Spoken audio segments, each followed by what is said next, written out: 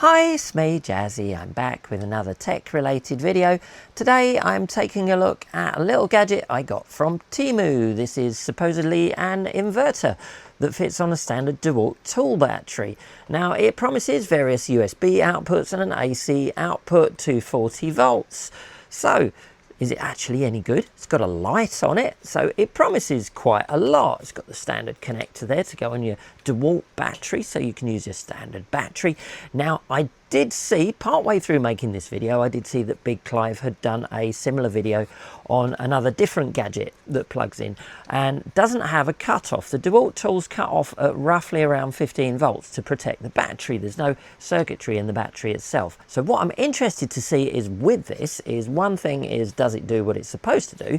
And secondly, is it going to cause any harm to my DeWALT batteries? As we all know, these are not particularly cheap, so I would rather they didn't come to any harm. So I'll be doing some tests to see what the output is like on the USB and what the output is like on the AC, how long you can get out of it, does it cause any harm to your batteries, and then we'll do a tear down on it and see what's inside.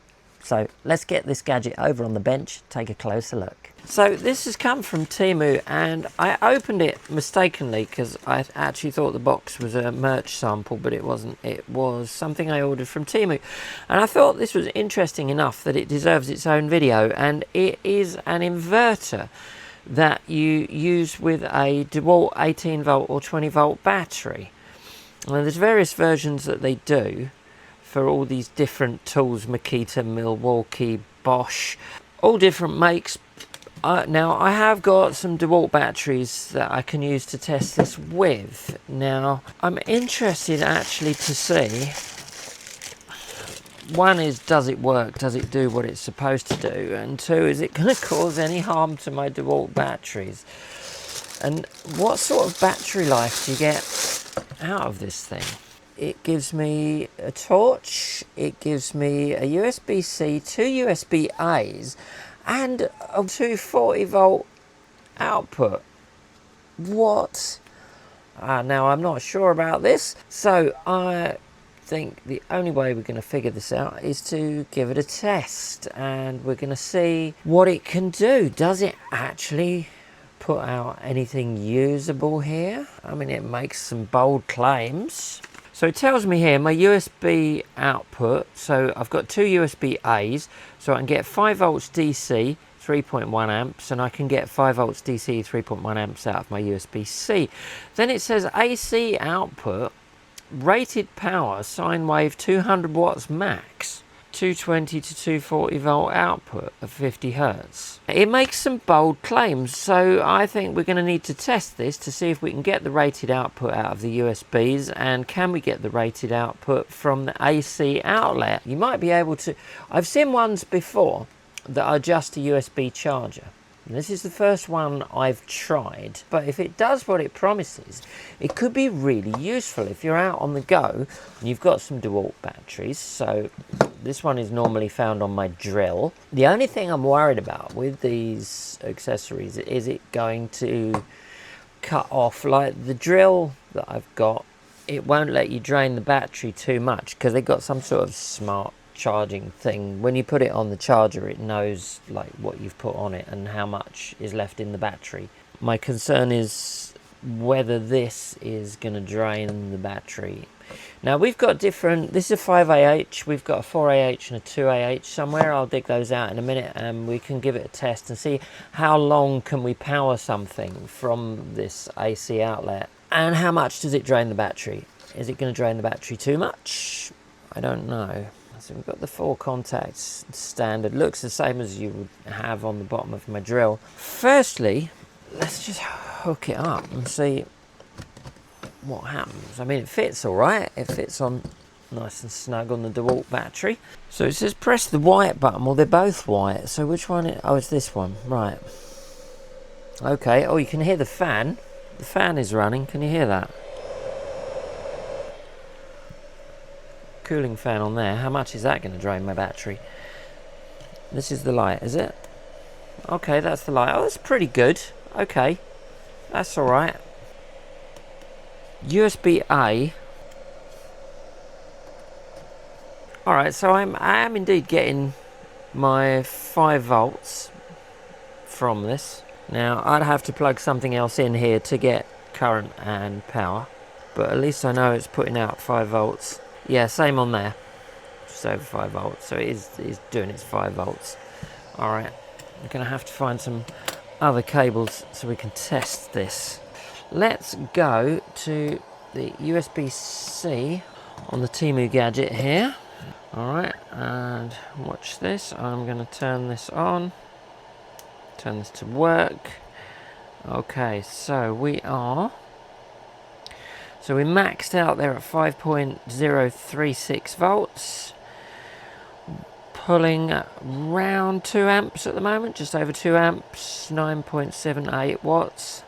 Okay, so it does deliver, but you've got to bear in mind that with this, unlike the power bank, this does not support PD, so it's not enough to run something like my soldering iron's a bit more juicy, so it's complaining that the voltage is low, so you'd be no good with that. But yeah, I mean, yeah, it does put out 5 volts. It'd be alright for charging your phone. You could just about run the hot tweezers off it, but I wouldn't run anything more vital than that off it. I mean, it'd be enough to charge up a phone or a tablet. Oh, I just happened to have picked one that's in matching yellow here.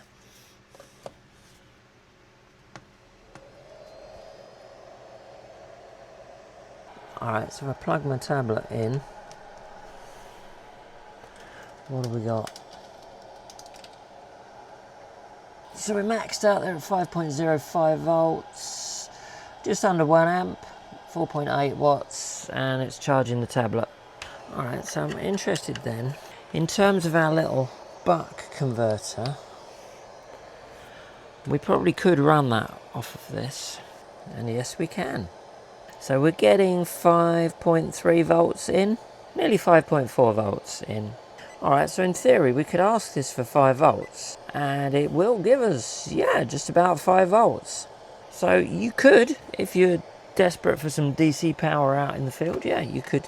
How long you'd get out of it, I don't know. We're going to do some tests in a minute to see how long this thing can run for. Also, the fan is horrendously noisy, and that must be reducing the battery life. I'm pretty sure you can hear that on my microphone. But you can use it to charge up your meters and stuff while you're on the go. And we can we charge more than one at a time here? Pretty sure we can. Yep.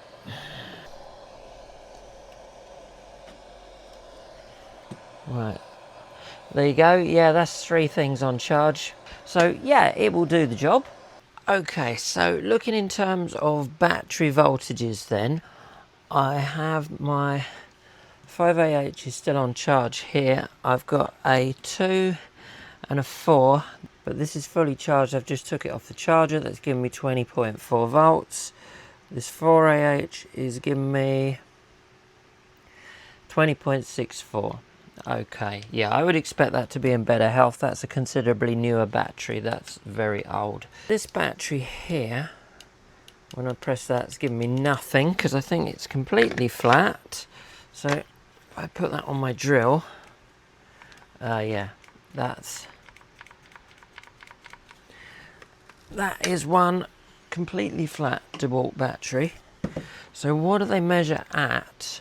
Because the drill and any other power tool will turn off to protect the battery when it reaches a certain voltage. 15 volts is the normal cut-off point for most of the DeWALT tools.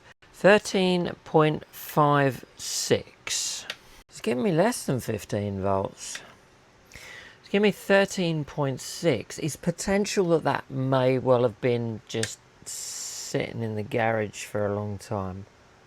I'd be interested in, actually, what I'll see is once this one's done, I'll pop this one on and make sure it recharges okay. Oh, look, it must have heard me. That was very timely. I would say one thing for DeWALT batteries, they have very good timing. So if I pop this on, it's recognised it and it is charging. Okay. Alright, so this one's just come off charge. So we got 20.7 on that one. 20.6. Yeah, 20.4 on that one. Alright then. Table lamp. Aladdin's lamp. Legend has it, if you rub it, it tells you if you've got a short or not. Let's try this.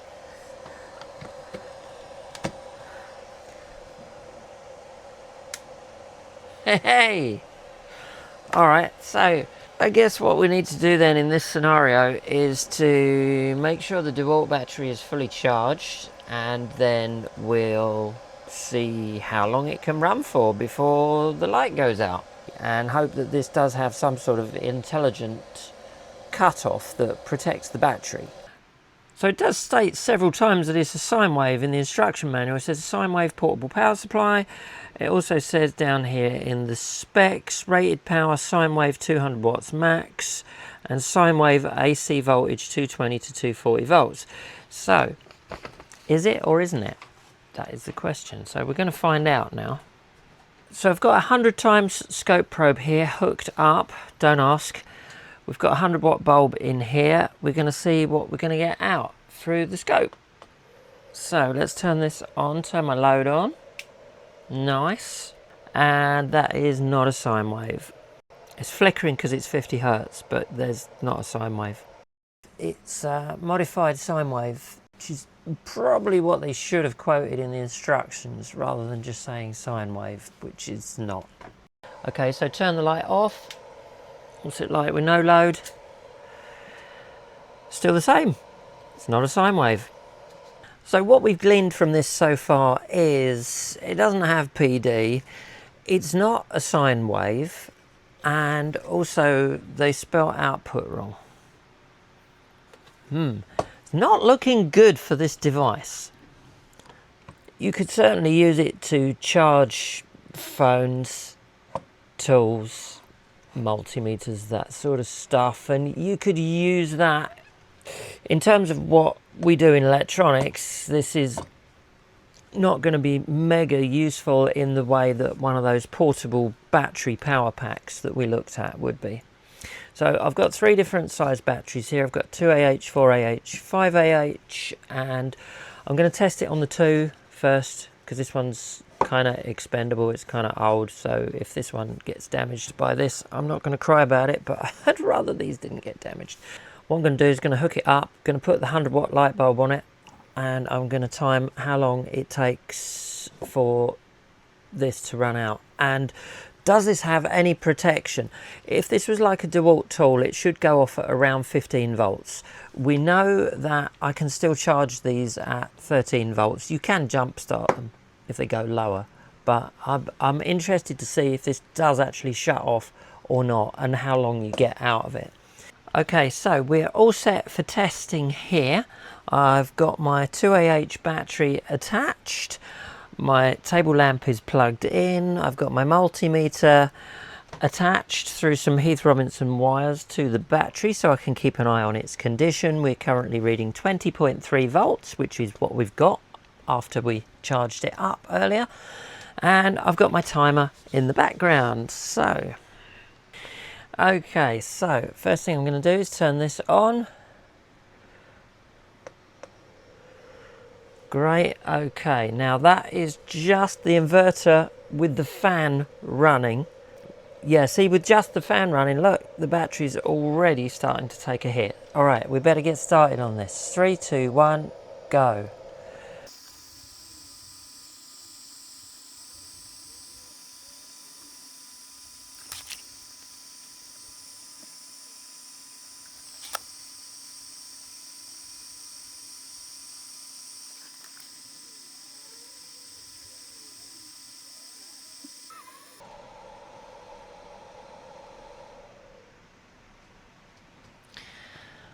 Well, that has shut off at 17 volts.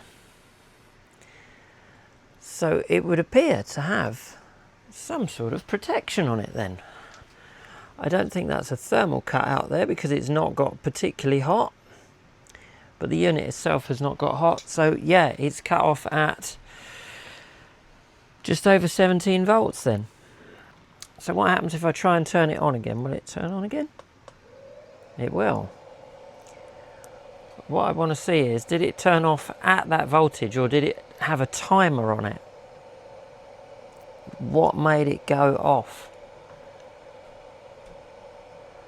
So it ran for about 17 minutes and we got to 17 volts.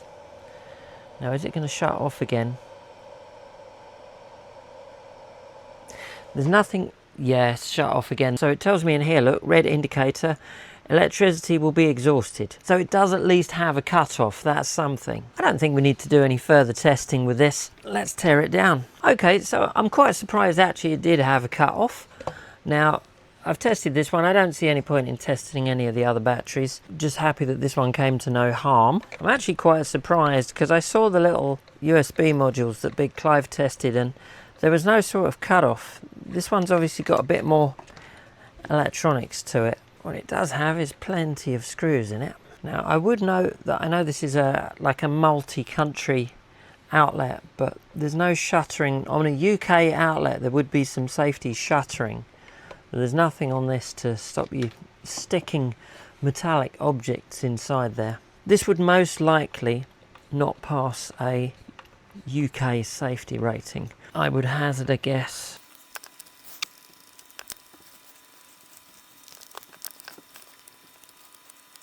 I think that's all the screws.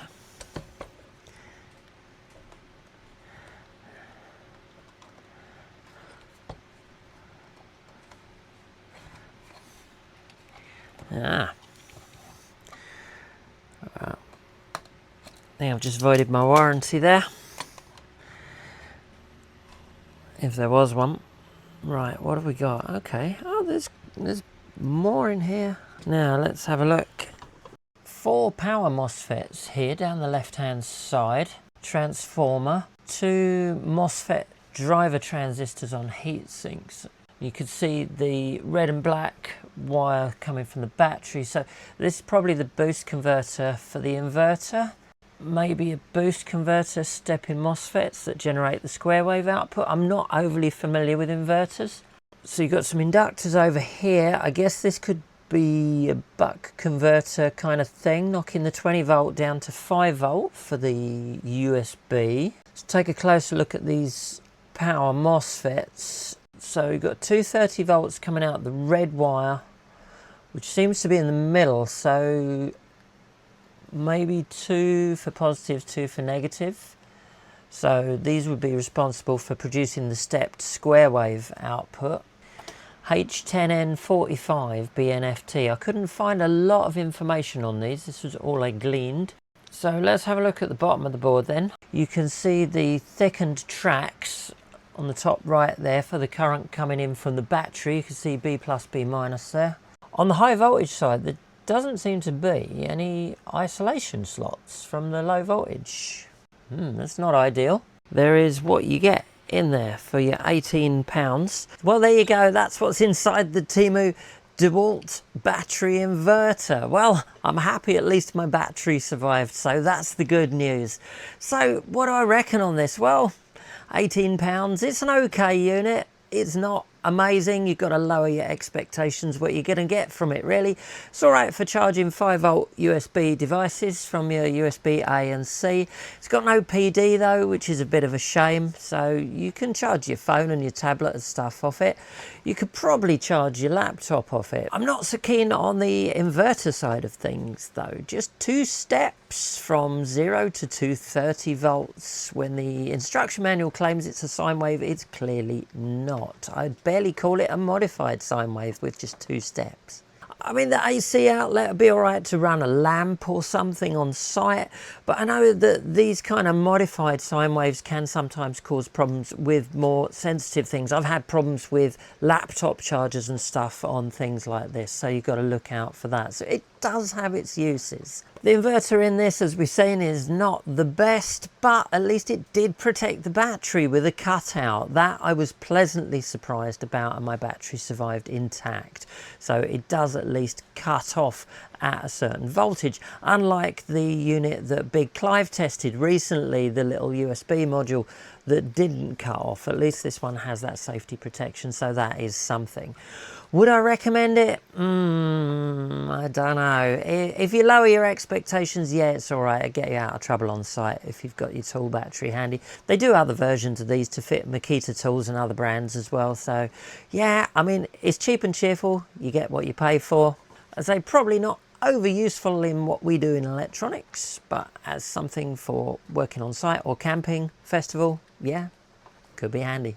Well, there you go. Some you win, some you lose buying cheap gadgets from Temu, but they're always interesting to take a look at least I think so. Well, I hope you've enjoyed today's video, taking a look at this cheapo Temu inverter. As always, massive thanks to everyone for watching, sharing, liking and subscribing. If you do fancy hitting the subscribe button, it's always massively appreciated. I'll be back soon with some more tech related videos, but in the meantime, take care and I'll see you on the next one.